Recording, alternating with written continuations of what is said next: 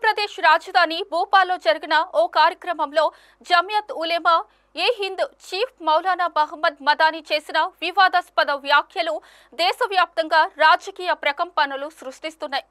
అణచివేత ఉన్నంత వరకు జిహాద్ ఉంటుంది అంటూ మదాని చేసిన ప్రకటన బీజేపీతో సహా ఇతర రాజకీయ వర్గాల నుంచి తీవ్ర ప్రతిఘటనలను ఎదుర్కొంటుంది. అంతేకాకుండా బాబ్రీ మసీదు, ట్రిపుల్ తలాక్, జ్ఞాన్ వాపి, కాశీ వంటి సున్నితమైన కేసులను ప్రస్తావిస్తూ సుప్రీంకోర్టుపై ప్రభుత్వాలు ఒత్తిడి తెస్తున్నాయని ఆయన సంచలన ఆరోపణలు చేశారు.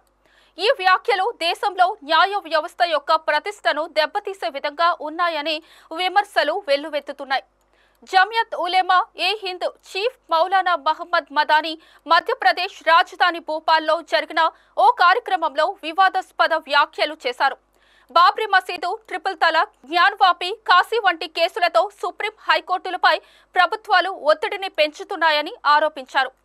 బాబ్రీ మసీదు తీర్పు తర్వాత ట్రిపుల్ తలాక్, ఇప్పుడు 1991 ప్రార్థనా స్థలాల చట్టాన్ని కూడా కోర్టులో సవాల్ చేస్తున్నారని ఆయన అన్నారు.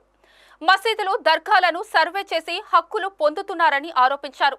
రాజ్యాంగంలో మైనారిటీలకు ఇచ్చే హక్కులను బహిరంగంగా ఉల్లంఘిస్తున్నారని మదాని అన్నారు.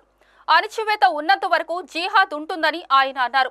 లవ్ జిహాద్, ల్యాండ్ జిహాద్, స్పిట్ జిహాద్ వంటి పదాల ద్వారా ముస్లింలను అవమానిస్తున్నారని, ఇస్లాం శత్రువులు జిహాద్ను హింసకు పర్యాయ పదంగా మార్చారని ఆగ్రహం వ్యక్తం చేశారు. ఇస్లాంలో జిహాద్ ముస్లింలకు పవిత్ర విధి అని చెప్పుకొచ్చారు.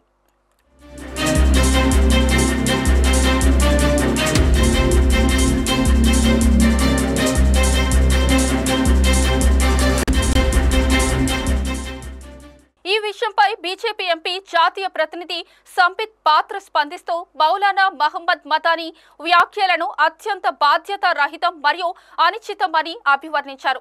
జిహాద్ పేరుతో భారతదేశంలోనే కాకుండా ప్రపంచవ్యాప్తంగా ప్రజలు ఏ విధంగా ఉగ్రవాదాన్ని వ్యాప్తి చేశారో ప్రపంచం చూసిందని జమియత్ ఉలేమా ఏ హింద్ చీఫ్ మౌలానా మహమ్మద్ మదాని భోపాల్లో జరిగిన చాలా పెద్ద సమావేశంలో ఒక ప్రసంగం చేశారు. అది కేవలం రెచ్చగొట్టేది మాత్రమే కాదు, దేశాన్ని విభజన వైపుకు నెట్టే ప్రయత్నం కూడా. జిహాద్ జరగాలి, ఎప్పుడైతే అనుచితంగా ఉంటుందో అప్పుడు జిహాద్ ఉంటుంది అని అతను అంటున్నాడు. ఇది అనుచితమైన ప్రకటన. జిహాద్ పేరుతో కొందరు వ్యక్తులు భారతదేశంలోనే కాకుండా భారతదేశం వెలుపల కూడా ఎలా ఉగ్రవాదాన్ని వ్యాప్తి చేశారో మనం చూసాం.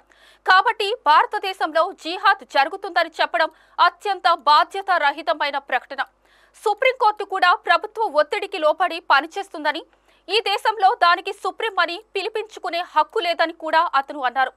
ఈ వ్యాఖ్య కోర్టు ప్రతిష్టను కించపరిచేదిగా ఉన్నందున సుప్రీంకోర్టు సుమోటోగా తీసుకోవాలని నేను భావిస్తున్నానంటూ సంబిత్ పాత్ర ఘాటుగా స్పందించారు.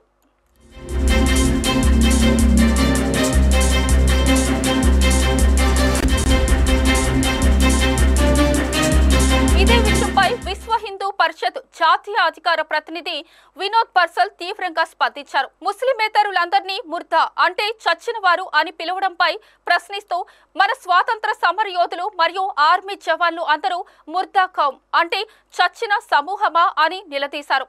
ఇది జిహాద్కు పరాకాష్ట అని, మదాని ముస్లిం యువతకు రెచ్చగొట్టారని, తప్పుదారి పట్టించారని మరియు వారిని ఉగ్రవాదం మార్గంలోకి నెట్టే ప్రయత్నం చేశారని ఆరోపించారు. మదానిపై కఠిన చర్యలు తీసుకోవాలని వినోద్ బర్సల్ డిమాండ్ చేశారు. అతను సుప్రీంకోర్టును కూడా ప్రశ్నించారు. సుప్రీంకోర్టు సుప్రీంగా ఉండాలి మరియు సుప్రీం పనిచేయాలి అని అతను అన్నారు. దీనికి సంబంధించి అతను వారికి సర్టిఫికెట్ ఇస్తారా? ఇది జిహాద్కు పరాకాష్ట. అతను ముస్లిం యువతను రెచ్చగొట్టారు, తప్పుదారి పట్టించారు మరియు వారికి ఉగ్రవాదం మార్గంలోకి నెట్టే ప్రయత్నం చేశారు. అతనిపై కఠిన చర్యలు తీసుకోవాలి. అలాంటి రెచ్చగొట్టే నాయకత్వం తమకు ఆమోదయోగ్యమా కాదా అనేది ముస్లిం సమాజం నిర్ణయించుకోవాలి అని వినోద్ బర్సల్ వ్యాఖ్యానించారు.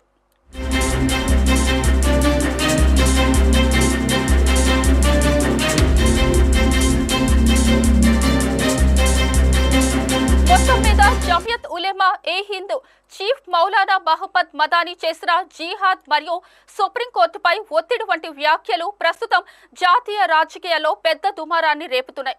ఒకవైపు మదాని మైనారిటీల హక్కుల ఉల్లంఘన మరియు మతపరమైన పదాలను అవమానించడంపై ఆందోళన వ్యక్తం చేస్తుంటే మరోవైపు బీజేపీ ఈ వ్యాఖ్యలను దేశాన్ని విభజించే కుట్రగా మరియు బాధ్యతారహితమైన ప్రకటనగా తీవ్రంగా ఖండిస్తుంది.